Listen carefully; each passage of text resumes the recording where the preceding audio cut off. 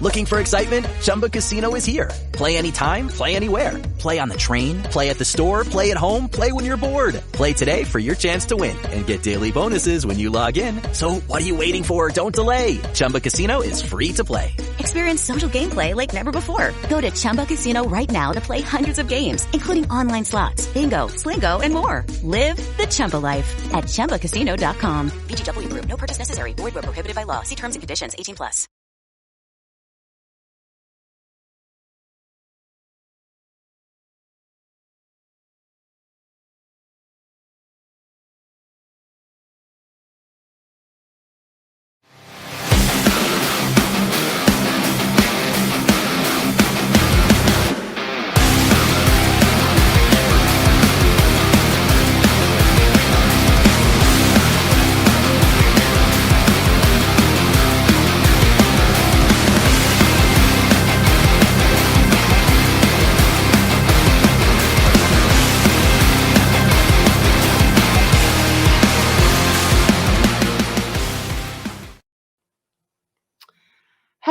Hello, everyone. It's your girl, Gabrielle from A Step Ahead Tutoring Services. Welcome to a brand new episode of Hot Topics. So if you're not already familiar with us, this is the program where we talk about important issues. We talk about important issues regarding education, physical health, mental health, social services, or anything else that is steamy. So we are a tutoring company. So, we were trying to stay in a lane here, but we do like to have honest discussions about very important topics. And today, our topic is, I couldn't think of a better title, but saving the environment. I'm going basic. Saving the environment. And that is our topic for today. And I have a guest with me who's going to help me with this discussion. His name is Raju Rajan. I hope I'm saying his name right. Let me tell you a little bit about him. So, Raju Rajan is a technologist with a strong communitarian ethic. He came to the United States from India to obtain his PhD in communication networks at the University of Wisconsin in Madison. He has enjoyed a long career as a researcher, consultant, and a technologist. His strong entrepreneurial ethic has led him to found two IT startups, as well as a number of community groups aimed at organizing people for systemic change. He is currently active with Long Island Together, a progressive collective that organizes around education, immigration, and social change, as well as ReWild Long Island, which brings native plants to public spaces and private yards, which we will discuss a little bit. We'll talk more about the organization a little bit later. Raju resides in Port Washington, New York, with his wife, Sonia Arora, who is an educator slash community organizer. His son is Kabeera Singh, a Schreiber High School student, and he has a cat named Lucky who does nothing. Raju serves as the president of the board of ReWild Long Island. Awesome. So I'm going to bring him onto the show right now. Hey, how are you, Gabrielle? Good to I'm see you. good. How are you? I'm doing good. Thanks for having me on the show. Awesome. Did I say your name right? I'm sorry. You said my name very well. Very awesome. So you have an interesting way of saving the environment, and I wanted to have you talk more about that, which is and I'm sure it is connected to your nonprofit. So I'm going to hand you the floor and please share. Thank you, Gabrielle. So when we say, we want to save the environment, I think, it's important to recognize there are two major crises that everybody is worried about, right? One is climate change. Of course, everybody is aware of that. Our climate is changing, largely due to human activity relating to putting carbon dioxide and other greenhouse gases in our atmosphere. That's something we should be concerned about. And the second is the biodiversity crisis. So this is something that people are a little less aware of, but it is just as cataclysmic, which is, there's a lot of important species, insects, birds, worms, beetles, mammals that are disappearing off the face of the earth, just simply because, we of human activity again, right? So these are two crises. Everybody's aware of them. Anybody who thinks too deeply about them, you just get like a sinking feeling in your heart saying, oh my God, this is too big for me and it is too important, so let me go think about something else or do something else. Right? That's kind of reaction we have, because when the problem is sounds or seems too overwhelming for individual action, we can do our little bit, but we feel like, oh my God, this is not going to be changed. But here's a simple, not solution to the problem, but a simple way to respond to the problem that does not ignore it, but at the same time makes your contribution to it in a way that is fun, that is engaging, and that can actually be rewarding to you personally. And that is just go outside in your front yard and backyard, in your community spaces, whether it's a church or a schoolyard or a soccer field, and look at ways in which we can make that sustainable. Right. So, and that's kind of what the nonprofit that I work with, which is ReWild Long Island, is about. Again, our name is ReWild.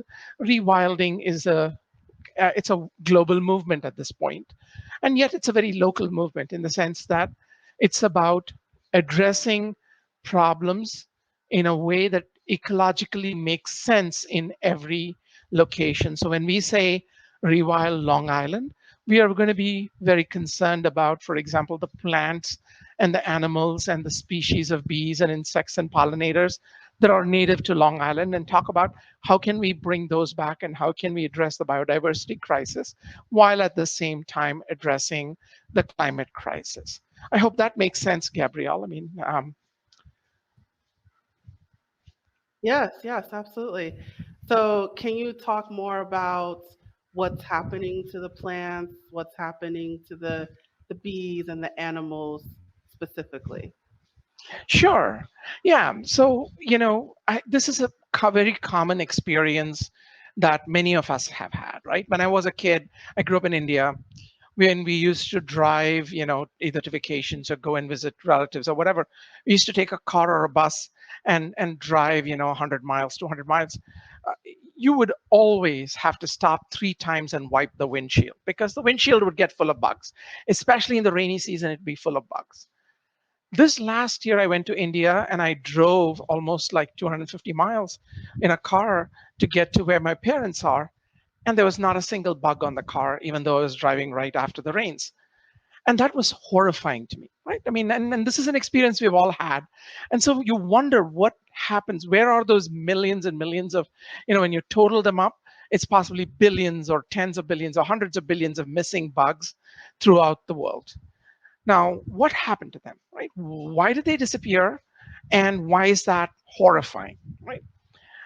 They disappeared because of, multiple reasons, right? One is just we keep building houses and taking over farms and fields and forests and keep gobbling up, and suburbs keep growing. So that's just concrete development. We put lawns. We take away habitat, right? So when we put a lawn, we put in grasses that are not native to Long Island. The grasses that are native to, I don't know, Central Asia or Central Europe or Mediterranean, depending on the grass type that you're putting in. So you're removing in habitat, you're removing sustenance, you're removing places to hide for many of those insects, and they are just disappearing because they don't have enough food. The second is we use pesticides widely, and every time somebody swats a mosquito in the backyard, they're like, oh my God, call the mosquito squad or whatever and let them spray. And the point is, it does not only get rid of mosquitoes, it gets rid of all the good bugs, bad bugs, ugly bugs, pretty bugs, everything, right? It's a genocide. It's just like mass murder, right? So and the reason why that is very important to us is bugs are a big part of the food chain. They are a big part of the protein that birds get, that animals get. So it's up and down the food chain. You're decimating a lot of things, and that causes an ecological catastrophe that is waiting to happen for us, right? And some portions of it are already happening. You might have heard of the colony collapse disorder. Bees are disappearing, and we know how important bees and other pollinators are in making many of our food crops, in many of our fruits and vegetables. So really, the important thing about ReWild is that putting the wild back, that is bringing many of those species back. And the easiest place to bring them back is your front yard, your backyard, your schoolyard, your churchyard, your golf course, whatever. I mean, whatever private or public space exists around your house that you have access to, that your community has access to, put a few native plants in there. You will be amazing. And when I say native plants, you have to look at plants that are native to your region, meaning they evolved in your region. If you're in North America, they're typically plants that grew in your part of North America before Columbus got here, let's say, right? And so and those are important because there's this notion, right, of co-evolving. That is, those plants, when they were here millions of years ago and they evolved and they first formed the flowers, they formed those flowers because pollinators would come and turn those flowers into a fruit or a seed. Any flower you see, it needs a pollinator to turn it into a fruit or a seed. And that relationship, close relationship between plants and pollinators. And when I say pollinators, it could be insects, it could be bees, it could be moths, it could be wasps, it could be birds, it could be bats. There are lots of pollinators out there. And that relationship between plants and pollinators is one of symbiosis. One depends on the other for food, the other depends on the pollinator for propagation. And that relationship is a big vital part of our ecosystem. And to bring that back means to bring native plants. You put a native plant in your backyard. For right now, I have like asters and goldenrods that are blooming in my backyard. And you can see they're covered in bumblebees and tiny little sweat bees and all kinds of bees that I don't even have names for, right? And then, you have other bugs that come around for you have aphids and ladybugs and ants and everything else that forms a part of that ecosystem. So it's just amazing how when you start with putting native plants and other provide habitat in your living areas, in your front yard, backyard, community spaces, how much these bugs are waiting to come back. And that's a great thing. I mean, there's nothing as satisfying as sitting there and watching a hummingbee come by your yard, or a dragonfly or something else that you never saw before just suddenly makes an appearance out of nowhere. So beautiful, and it shares your space with you. That's a terrific feeling. How to have fun anytime, anywhere. Step 1. Go to ChumbaCasino.com. ChumbaCasino.com. Got it. Step 2. Collect your welcome bonus. Come to Papa welcome bonus. Step 3. Play hundreds of casino-style games for free. That's a lot of games. All for free? Step 4. Unleash your excitement. Woohoo! Chumba Casino has been delivering thrills for over a decade. So claim your free welcome bonus now and live the Chumba life. Visit ChumbaCasino.com. VGW Group. No purchase necessary. Void where prohibited by law. See terms and conditions. 18+. Whoa. Okay. Awesome. All right. So I want to talk a little bit more about the native plants in a minute, but I wanted to go back to an earlier point about, you brought up when we use pesticides, it's like a genocide to all the bugs. So can you talk about why we as humans should care that there is this mass genocide of insects and bugs? Yeah, it's a kind of like, at one side it's a moral question, right? It's like if somebody comes and says I'm going to kill all the people in the world, and you're like, oh, I got to give you a moral reason why you shouldn't. You're always like, oh my God, what can you say to somebody who's like going about doing that they didn't already know, right? So on one side, these are things that existed for most part, right? Not mosquitoes most likely we brought them with us from wherever, right? Asia and Africa into North America especially, right? But for most part of the bugs that I'm talking about are bugs that existed here for millions of years. They were here before us. They shared that. I mean, like it is just moral that we should share the earth with them.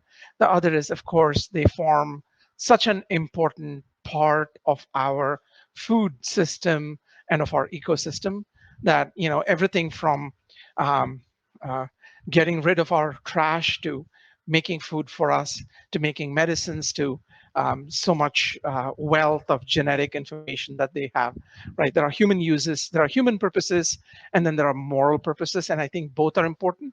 And I think it's important to incorporate both in how we address the problem, right? Is that fair, Gabrielle? Yes, that's fair. Absolutely. All right. So now back to the native plants, right? So can you talk more about why it's important to use plants that are native to the land that we're on as opposed to importing them from somewhere else? Okay, good. So let's get this straight. Right? There are important reasons why we need to import plants as well. I'm not going to give up, rice or wheat or soy, right? I mean, many of the plants, apples, right? Many of the plants that we eat in North America are not native to North America, and they're fine. They're good human reasons why we need them. But on the other hand, putting native plants in your yard, there's a lot of benefits in addition to just bringing insects and helping against the biodiversity crisis. Many of the native plants have very deep roots, right? I mean, especially wild plants have deep roots because nobody's watering them, and there are days they go without water.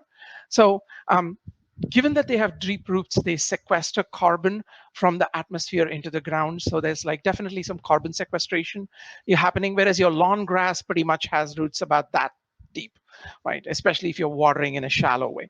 Second, because these plants are drought tolerant, you don't need to water as much. You definitely don't need any herbicides or pesticides or anything like that because, again, they're native to here. So they've seen all the bugs that nature has to throw at them and they've figured out a way around them and they can still flower. And many of these are native perennials, so you don't have to plant them every year. So it's kind of like much easier for you to maintain.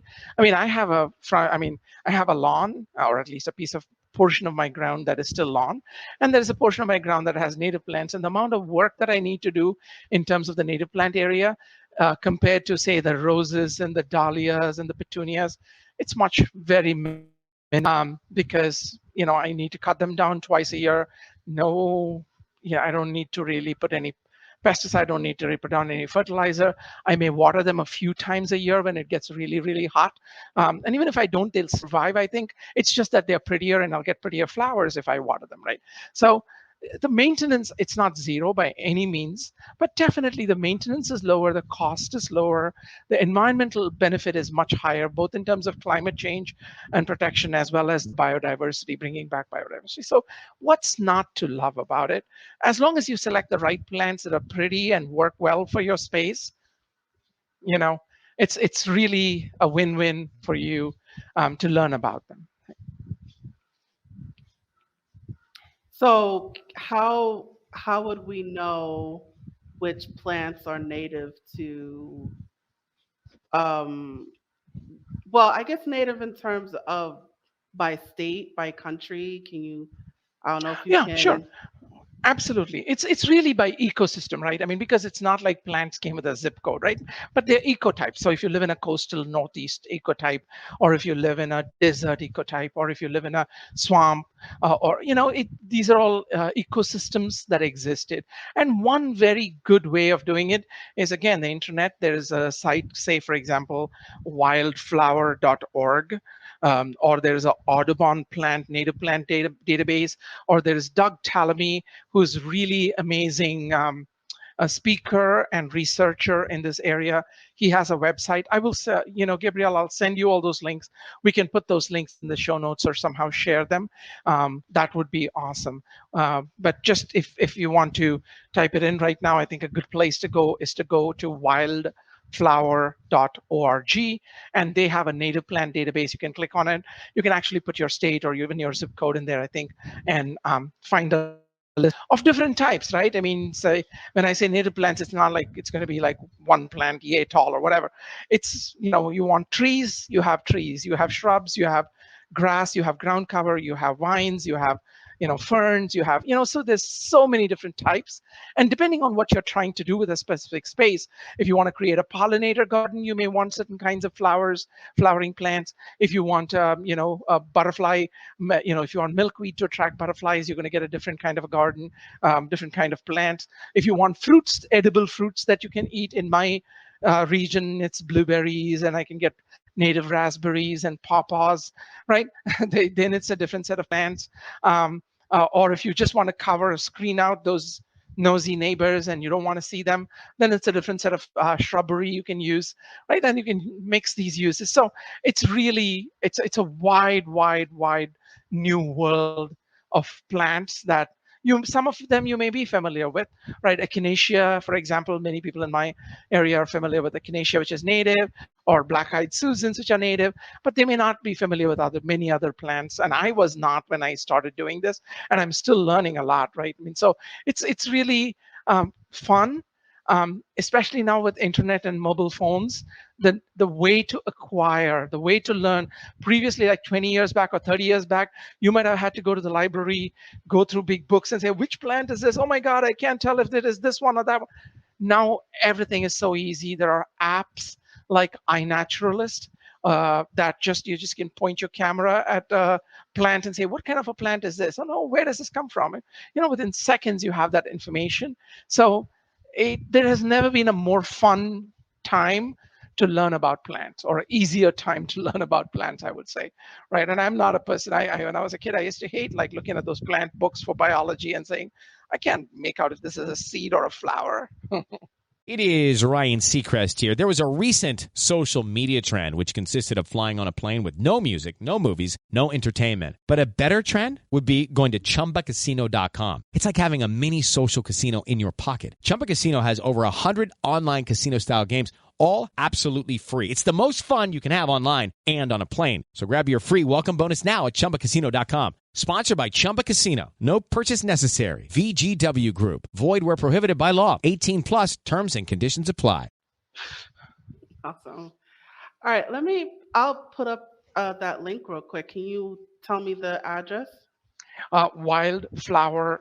Wildflower. Did I say wildflower.org? Yeah. Wildflower.org. So I'm sorry, did I miss that? Put that up there. Yeah, it is wildflower. It is wildflower.org. For some reason, it was not coming up for me right away. Awesome. It's wildflower.org. And then there is also, I would say, National Wildlife Federation.org. Yeah, okay. NWF.org. Perfect. Okay, so that's actually the correct address. Yeah. Okay. NWF or Wildflower, both are beautiful resources. Awesome. Thank you so much for that. So now let's get into your mission a little bit. So during our preliminary meeting, we talked about sustainable landscaping, and we broke it down into four subcomponents. Yes. Can I have you go into that? Okay, no worries. So, and there are 4 parts. So when we talk about sustainable landscaping, there are 4 really interests that you can think about. You can start with any one of them. Don't need to do all 4 of them right away. Over time, you'll find yourself wandering into more areas. So the first is, of course, native plants. You do some research, and at least a small area, even if it's 5 plants, even if it's 15 plants, or whatever the number you can deal with, just put a few of them in and start like looking at them, observing them closely, and you'll see the wealth of biological pollinators that they attract. So that's one. The second is just grow your own vegetables. This is always a great thing, especially if you have kids, to teach them. I mean, I've never seen I have a lot of kids in my neighborhood that come to my yard, for example, and the best way to get them to eat vegetables is for them to grow it. And if they pluck it, if they pull a tomato off a vine, they'll eat it, right? Because they plucked it. It's kind of like becomes an adventurous story. It's a great way to get the whole family eating healthier and really on the health, saving the environment, so to speak, right? Because the food that grows in your backyard has the least amount of carbon emissions associated with it. The third is, of course, grow your own food. You need to provide fertility in order for those tomatoes to come back healthy every year. The best way to do that is composting, right? So your kitchen waste is not trash. Your yard waste, whether it's leaves or clippings, are not trash. They are like really food waiting to go back. That's fertility. That's like bags and bags of fertilizers that you could buy from the store for good hard-earned dollars. That's what it represents, because this is all good carbon, good nitrogen, good calcium, good potassium, that if you were able to compost it, or use worms, use a compost pile, use a composter. There's so many different ways of doing it. And the internet's full of ideas on how to compost. If you could take that trash and not throw it out, have them dump it away in some landfill and generate methane to pollute the atmosphere. Instead, if you could somehow turn that into fertilizer, that composting, that really helps you grow your vegetables with practically zero additional cost. And then finally, water, right? Depending on the part of the United States or where you live, water may be plentiful or water may be scarce. But at any rate, if you're pumping water from under the ground, it has a carbon footprint. And there's no good reason to waste the water that just flows off your roof. So putting something like a rain barrel in, collecting that water, using that water for your plants, it's just common sense. It's a good thing to do. And, it just makes it more convenient. I mean, there are parts of my yard where I don't have access to a hose or a pipe. Instead of putting a pipe in there, if there's a rain gutter running and you put a rain barrel right there, collect it off, divert it off the gutter, hey, you're saving yourself some extra dollars. You're saving the planet, right, so to speak. It's just like small fun things that you can do in and around your yard. And all these things interrelate, right? I mean, the fact that you're collecting water, you're building soil by composting, by growing organic food, and by putting in native plants. All these work very well together. The organic plants will obviously generate a lot of carbon, which you can then compost and put in your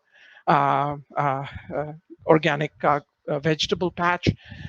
Likewise, the native plants will attract tons of pollinators, which will go, a pollinator bee that comes all that way to sit on your, coneflower is just as likely to go and sit on your tomato plant next. And that means that you're going to get tons of good, great fruit. So it all works well together. And having native plants attracts a variety of different insects that eat other insects, which are going to in turn turn around and eat the bugs that prey on your vegetable garden. So it all works well together. You provide habitat, you provide food, you provide sustenance, and you share your yard with creatures other than those that live in your house. So focusing on the plants, where can we get organic, native plants, organic vegetables? Where can we get those things? Okay, organic vegetables should be easier, because even now, like, say, for example, if you go to Home Depot or whatever it is, right, they have vegetables and you can pick out organic or not organic, but it doesn't matter. I mean, in my mind, it matters, at least personally, I don't worry about whether a plant about that size was grown organically or not, as long as I can bring it home and make sure that for the next 6 months it doesn't get pesticide or this thing. I'm not worried. But you can get organically raised vegetables. Home Depot, Walmart, whatever is your big box store nearby, many of them do carry. Vegetables are easy. Native plants are so much harder, and that's one of the things that we do as a nonprofit, which is ReWild Long Island. We go work with wholesale nurseries that specialize in native plants and put up a plant sale, make it possible. And it's like almost 200 people will be this fall buying from sort of ordering plants through us. So we are kind of collectively ordering and then bringing it in and then delivering, sorting, doing that. So that is still work in progress. If you get lucky, some of the box stores sometimes have native plants, but you will have to do a little bit more work there. Maybe one of your small local nurseries, if you go and tell them, hey, I need a native plant or two, they may be able to order it for you. So that is still, we are still in early days of awareness marketing for that. But that's a good reason. I mean, if you get really hooked on it or you're knowledgeable about it and you want to do something, that's a great thing that you could do. Organize a few people and then do some collective buying from wholesalers. That's always a great way to get that in. If you're on Long Island, definitely you can check out ReWild. That is www.rewildlongisland.org. That is our website. And actually our fall sale just closed, but again, we'll be back in spring. We sell native plants in spring and fall because those are the two good times to plant natives. So we will be coming back in spring with a whole selection of native plants, which are appropriate for this eco-region, which is Long Island, maybe parts of New York, Westchester, Connecticut, right, into New Jersey. But I don't know if you want to come all the way into Long Island to pick up your plants. But if you do, we are here. All right. And then, I mean, not everyone is, on the East Coast. So, if there's, there's probably a lot of like plant stores, flower stores Yep. around where people are that they can get those types of plants. Yep. That's Absolutely. Absolutely. Yep. Do your research. The first thing is to be aware. You may actually turn out that you have a few native plants in your yard and you want more, right? So the first thing is do your research, figure out what plants you do want and like, and then you can always work with a local nursery and give them business. And if 4 or 5 people are ordering, they'll definitely be incented to order it, special order it for you. So. good to know. Good to know. Good to know. All right. So we are starting to wind down a little bit. So do you have any final advice to our viewers about ways or simple ways that they can spruce up their yards, make it more environmentally friendly, or community gardens, or even maybe people they may not have a yard or any plants to keep in their home, or any final advice that you want to give? Sure. I mean, I think, look, exactly as Gabrielle said, right? I mean, even if you put a plant out in your front windowsill or whatever, I mean, you can definitely choose a native plant for that. They are just so wide in their habits and they're wonderful in their diversity. So definitely researching and getting them.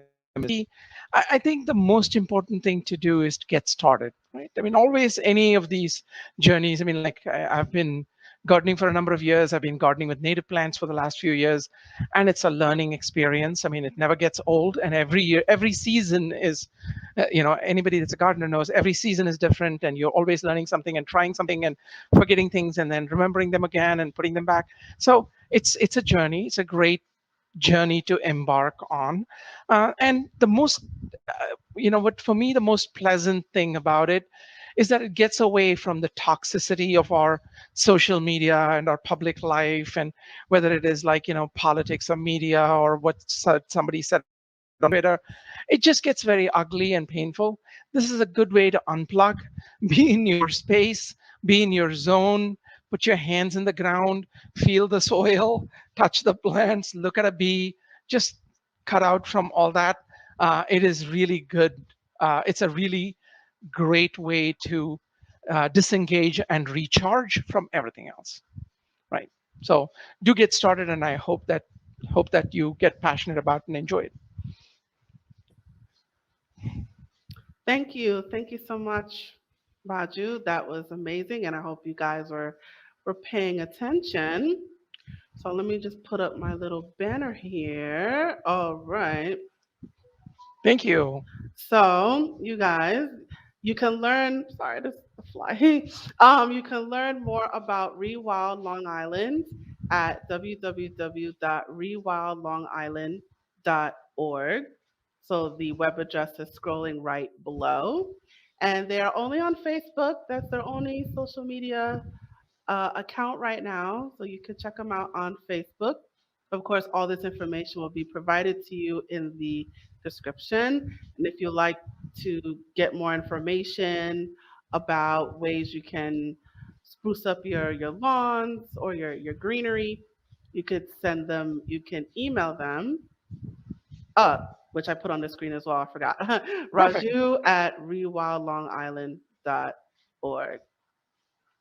So normally in our broadcast, I would ask you guys to donate to our crowdfunding campaign, but since we have a nonprofit organization, I'm going to encourage you to send your funds in their direction, right?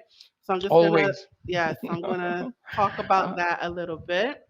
So, ReWild Long Island is a 100% volunteer effort dedicated to bringing rewilding to our private and public spaces.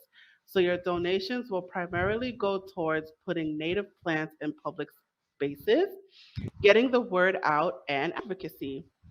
So, they welcome any donations, large or small. You can also earmark your donations for the summer program to fight hunger and climate change. ReWild Long Island is a 501c3 nonprofit, so your contributions are now tax deductible. You can make your donations by mail, you can mail them a check, or you can donate online. All that information is on their website, so go to their website to learn more about how you can donate to this organization. And they're Thank you. also looking for volunteers.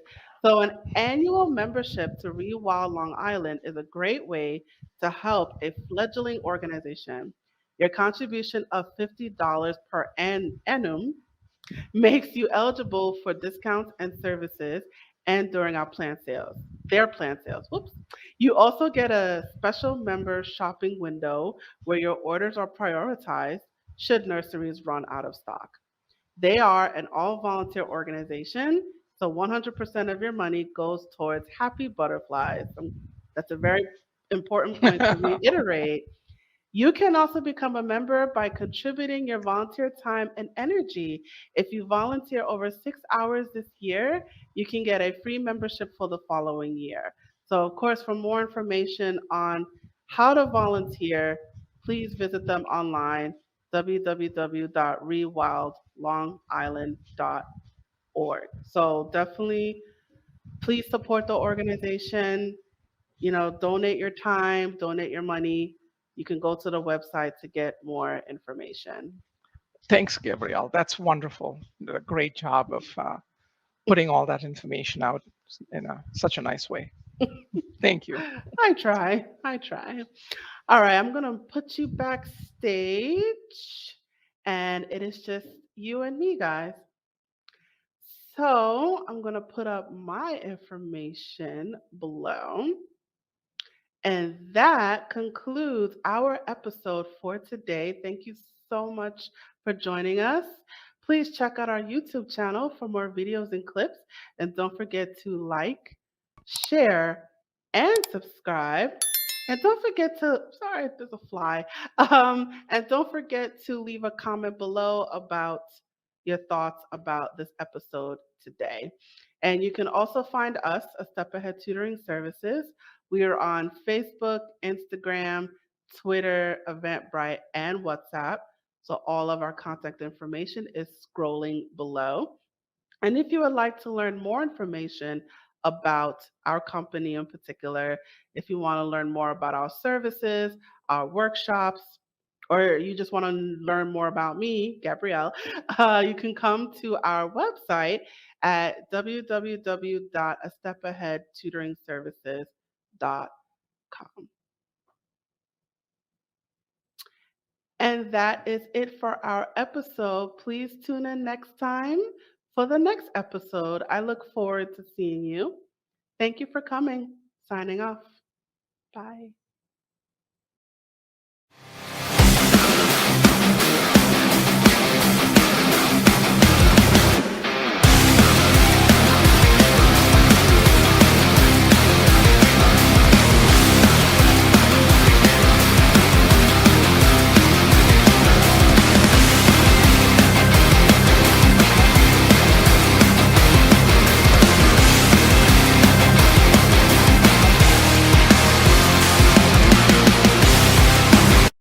Hello, it is Ryan, and I was on a flight the other day playing one of my favorite social spin slot games on ChumbaCasino.com. I looked over at the person sitting next to me, and you know what they were doing? They were also playing Chumba Casino. Everybody's loving having fun with it. Chumba Casino is home to hundreds of casino-style games that you can play for free anytime, anywhere. So sign up now at ChumbaCasino.com to claim your free welcome bonus. That's ChumbaCasino.com and live the Chumba life. Sponsored by Chumba Casino. No purchase necessary. VGW Group. Void where prohibited by law. 18 plus. Terms and conditions apply.